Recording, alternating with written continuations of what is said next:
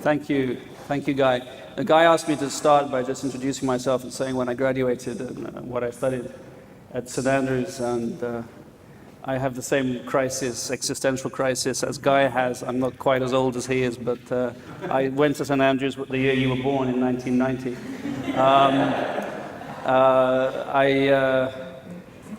I went there to study modern history and international relations, but just a couple of months before I started, Saddam Hussein, if you remember him, the squalid dictator from Iraq, invaded Kuwait, and the entire world was talking about the Gulf and the impending war in the Gulf. And so I dropped my plans to study modern history and took up Arabic and started a long odyssey of studying Arabic and then not studying Arabic and going back to Arabic and then wishing my Arabic was better. And 22 years later, I wish it was, or 26 years later, I wish it was better. But I ended up, so I graduated in 1994 with a degree in Arabic and international relations. And then after a few years of wandering the globe, wondering what to do with myself, I wound up in the United Nations. Quite literally, I was wandering around the Sahara Desert, the Western Sahara between Morocco and Mauritania. And I walked into the UN peacekeeping mission down there and asked for a job. At that time, it was pre-Baghdad bombing, 2000 and 2003. So the security around the base was very light. I stepped over a sleeping Moroccan policeman and got into the base and spoke to the head of mission and persuaded him that I should join the United Nations. It's not so easy to join now, but I spent about 16 years working in different peacekeeping missions in Africa and in the Middle East. Started in Western Sahara, was in Congo, was in Eritrea, Ethiopia after the war there. Spent time in Sudan after the peace agreement between John Garang and President Bashir. Then I moved to the Middle East, Lebanon in 2006, just after the war between Israel and Hezbollah. Spent 5 years in Lebanon and then was in Syria removing chemical weapons in 2013, 2014 after the deal between Obama and Putin and Assad. And then decided, I was back in Sudan for a short time on the border between Sudan and the newly independent South Sudan, trying to sort out a tribal dispute. But all the time I was thinking I need to get an adult job, and stay in one place. I have a wife and two kids. So I wanted to join the UN. I wanted to stay in the UN rather. And I was able to, very fortunately, shift from the political security side of the UN to working in the humanitarian world. And I joined UNHCR, the High Commission for Refugees, in December just last year. So a disclaimer, if you're going to ask me complicated, detailed questions about UNHCR, I may not be able to answer them because I'm only a few months old in the organization. But just by way of introduction to UNHCR, it's a fascinating time to be working in the world of refugees or forcibly displaced. Because now we have an unprecedented amount of globally forcibly displaced persons. Now we have over 60 million people displaced in the world today. If the nation, if you added all those people up, put them in one state, it would be the 24th largest state in the world. It's the size of Italy, the approximate population of Italy. 60 million, about 40 million IDPs, internally displaced persons, and about 20 million refugees, i.e. those people who have crossed borders seeking shelter. And the rate of increase is massive. In 2014, I think it was 42,000 people were forcibly displaced every day. 42,500 people forcibly displaced by conflict every day in 2014. And at the same year, there was, in the entire year, only 126,000 people went home. So you have this massive exponential increase in forcibly displaced people. And then if you add the number of people displaced from natural disasters, again in 2014, there were 53,000 people displaced every day of 2014 by natural disasters. Most of those have been able to go home because natural disasters tend to last less periods of time than conflict. Right now, the average period of protracted, or average period of exile for a refugee forced out of his or her home by conflict is 17 years. Now, we all know the Syrian crisis, they've now been out of their homes for 5 years. But the average length of a protracted displacement is 17 years. Obviously, you talk about the Palestinians and other people, the Somalis, who have been displaced from their homes for much, much longer. But we really are in an age where, as I say, unprecedented global displacement. And, of course, last year was the year when I think some people say the world woke up, because a large number of Syrian refugees, still a very, very small minority of Syrian refugees, together with other Afghans and Somalis, Eritrean refugees, but also some migrants from Pakistan and other parts of the world, crossed from Turkey, across the Aegean Sea into Europe. And Europe reacted the way you all know. And suddenly we've had a slew of international conferences that started at the end of last year, and is continuing now through to a big international conference in September, to look at how we deal with mass movement of people, whether they are refugees or whether they are migrants.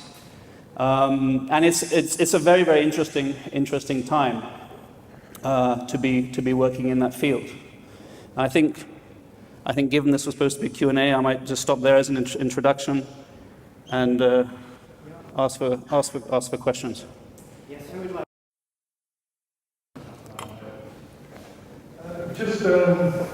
It's all about perception versus fact around the world with regards to the definition of migrants.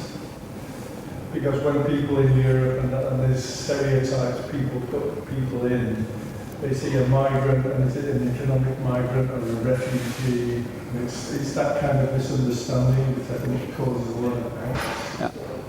Can you sort of define migrant? Sure. I mean, so a refugee is somebody who is outside his or her own country because he or she feels persecuted by reasons of race, religion, ethnicity, membership of a social group, or political opinion. And these people have fundamental human rights, first of all, the right to shelter from the Human Rights Charter, but secondly from the convention, the International Convention on Refugees from 1951. The 144 states that signed the convention have certain obligations to follow. The UAE and all the GCC states never signed the 1951 convention, but those countries that have done, the big majority of states, have certain obligations to shelter people who are proven to be refugees.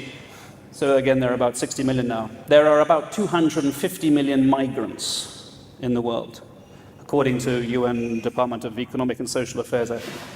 And we effectively, the vast majority, or maybe all of us in this room, qualify by that term too. A migrant is somebody, it doesn't have any universal definition, but it is effectively somebody who lives outside his or her own country for more than a year, seeking employment, usually. It doesn't have to be employment, it could be studying.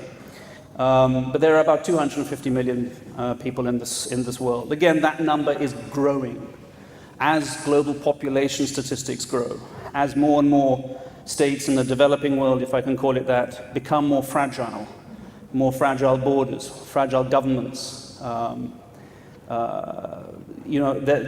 number of people who are seeking a better life in this globalized world is increasing.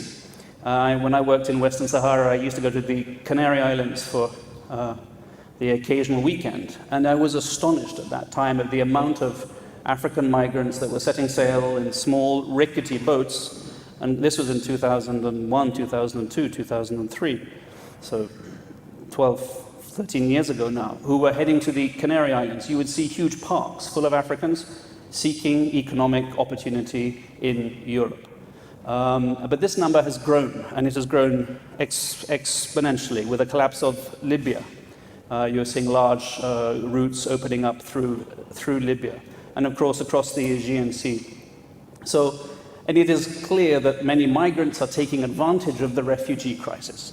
The amount of my colleagues, UNHCR colleagues in Greece last year, who were at the port of first entry, who were interviewing people to establish whether they were indeed a bona fide refugee or not, the amount of people who were claiming to be Syrian but didn't speak a word of Arabic.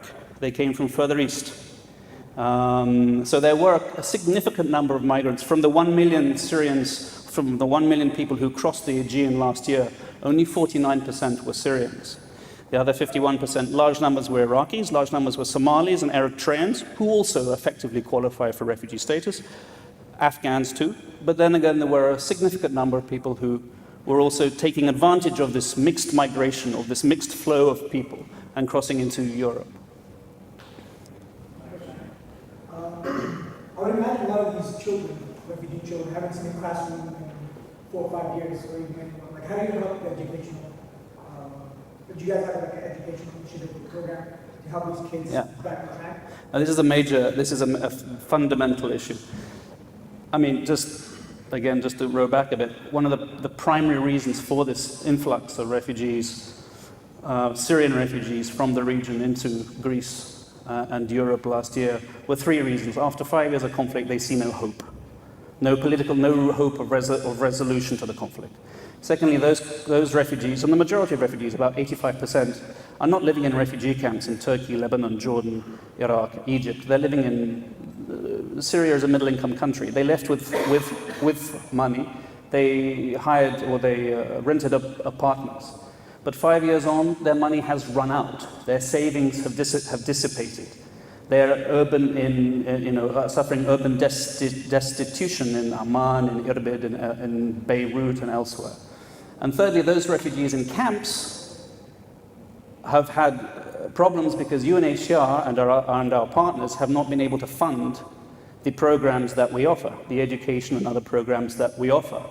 So there were several cutbacks, both from UNHCR programs. WFP, the World Food Programme, had to make 2 cuts because they did not have the money. Last year, our combined 3RP, it's called the Syria Regional Refugee and Resilience Programme, it was only 62% funded for the entire Syria crisis, for Syria and the 5 countries around.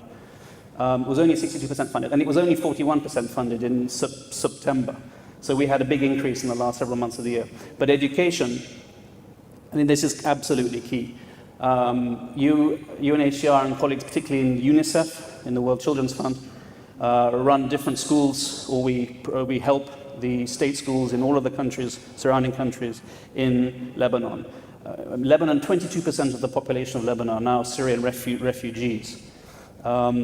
Significant numbers of children. There are so many children that Lebanese private schools and public schools now run 3 shifts.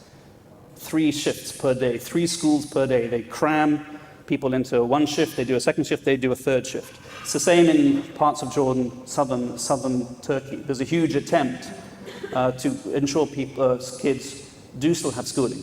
But again, the problem is many adults or refugees are not actually allowed to work in the countries around. So the only way of getting past the security guards and the checkpoints is to send kids. So increasing numbers of Syrian children in all the countries surrounding Syria are now working, are now conducting, this is through negative coping mechanisms. Syrians who are destitute now have to send their kids out. So more and more kids are out of schools, they're working, they're taking advantage of course, their sexual exploitation, child labor rights are out the window. And this, of course, this builds up a certain resentment and a frustration. And of course, if you're a young adult who has lost who's lost his education, you're going to be easy fodder, easy prey for the extremist groups who want to hire you. And this is what we are seeing. I mean, there is a case. The problem is, due to the sheer numbers involved, it is sometimes difficult. It takes a long time to get through a process to establish if a person is a bona fide refugee or not. That takes time. And of course, if they're traveling, the aim and the plan is to gather them all in the first points of entry into Europe, if that's Greece or Italy or somewhere along the southern Mediterranean, have enough resources in those countries, and this is part of the EU-Turkey plan, have enough resources in those countries to get to RSD them, to get their refugee status determination, see if they qualify, and send those back. I mean, there are programs, there are plans, flights available to send people back. But the big majority of cases, they do have genuine fears. I mean, Eritrea, for example, you named. Actually, Eritrea is an extremely unpleasant North Korean type Stalinist state. I spent a year and a half there about a decade ago. There's large numbers of Eritreans fleeing from that country. They have been fleeing for a long time. What the EU is doing increasingly is trying to do deals with the countries, other countries in Africa, to prevent the large-scale migration moving through North Africa. So you're now seeing EU deals signed with countries like Senegal, Mali, Chad, Niger, Sudan, and Eritrea, actually, to try to stem the flow of migrants. But there again, some of those deals, human rights organizations have big concerns about. Because the same way some human rights organizations and we in UNHCR have concerns about the EU-Turkey deal, some of the deals now that are being made with African countries, these are much less savory African governments than the Turkish one. So there are wide-scale human rights concerns about all these deals to send people back. But for me, the key message is that we live in a globalized world. We live in a world where, as long as there are massive inequalities of wealth between some countries and other countries, there are always going to be mass movements of people. As long as there are multiplying conflicts, there are going to be mass movements of people. The more free trade areas are created, there are going to be mass movements of people. And to me, this is not a crisis to be resolved. This is a human reality to be managed. And we are able, the states of the EU are able to solve this crisis. 1 million people came across into Europe last year. That's 1% of the population of the European Union.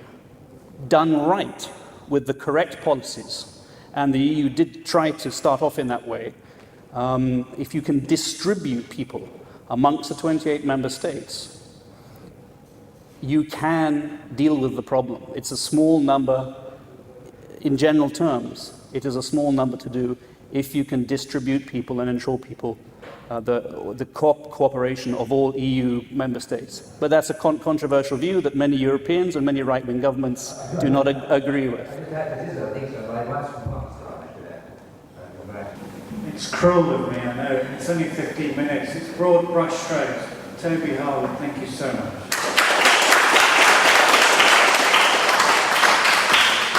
There are more canapes, there's more Stella Artois.